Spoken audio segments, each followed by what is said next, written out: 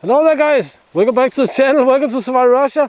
So we are at the camp today, as you can see, and I'm up here just to clean out some snow and do a little bit of a maintenance, and I'm out scouting for, gonna do an overnight. I'm out scouting for some moose tracks and this and that.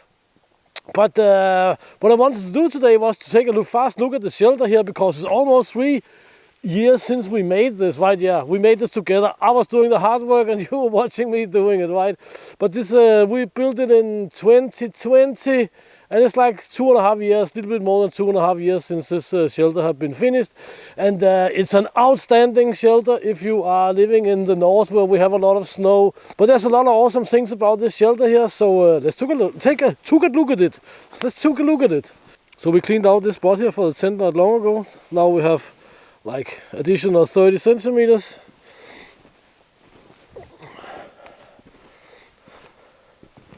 We have additional that basically, but as you can see, shelter is intact.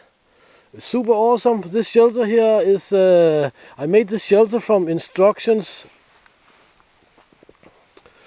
from Horace Kephardt's book Woodcraft, and the book is from 1929. It's from the Appalachians. He was at some point anyway living in the Appalachian mountains, and this type of shelter here, according to Horace Kephardt, is a Native American shelter that they built all over the Appalachians, and yeah, they will stand for years and years and years. As you can see, they are made of logs. The roof is made out of hollowed out logs. You can see like here you can see the X marks and everything. Of course, used the chainsaw to do this with, to help me with anyway. You can see some chainsaw marks here and there. This is maple, this is hardwood. I debarked it, of course. You can see we have a little bit of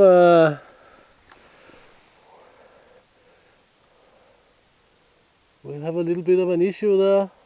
So one thing which is of course really awesome is that I made this bed here also 2.5 years ago, and if I'm not mistaken, the staves here, they are still intact.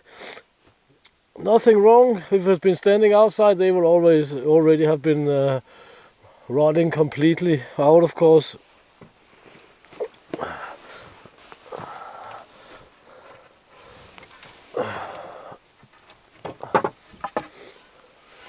These are basically just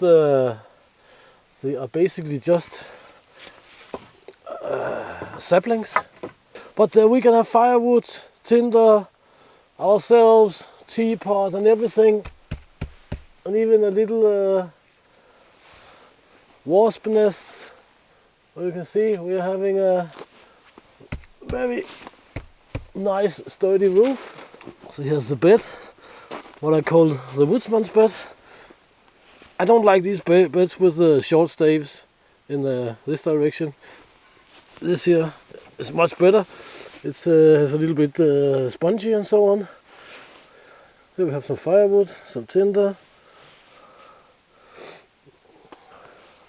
and more firewood, and more firewood. We have these sides here, which are opened up like that, according to Horace Kephardt's instructions and so on. This is not according to instructions. I just did it to lift them up a little bit, because I'm only one guy and didn't want to make the shelter too big, right? It's quite the work. But you can see the staves here on 2 logs, staked out there, and there, so they don't split out while we're laying on the bed. And 2.5 years, awesome.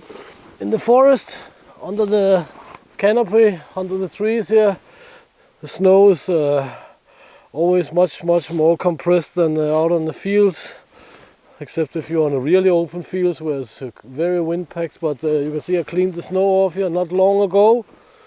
Now we have another little layer. What? You can dig down here and you can see the logs are hollowed out. I was getting cold on my hands.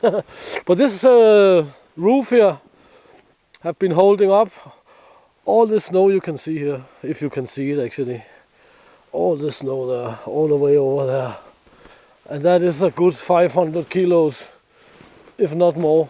And I of course have this shelter here because this base camp here is my base on and off camera for almost everything I do in this region here of or this area of our forest. We are about 2.5 kilometers or something from the homestead. This is a lot of snow, and it's the third winter the shelter is carrying the snow. So if you are in a northern woodlands like I am, and you need a winter shelter, winter camp or something like this, or a camp that can stand all year long for quite an amount of years, then this is definitely a good idea, because it works amazingly effective.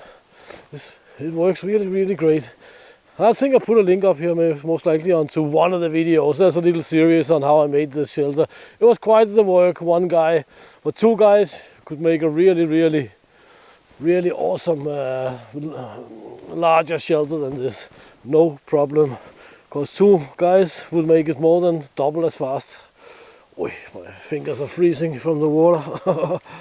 But I made everything according to Horace Kephardt's instructions. I think I would have made this crossbar here, I would have made that a little bit more heavy duty if I could choose to do something all over again. The gap up there is according to instructions, is simply to let smoke out of the shelter when we're having a fire outside here in front of the shelter, which we often have, of course.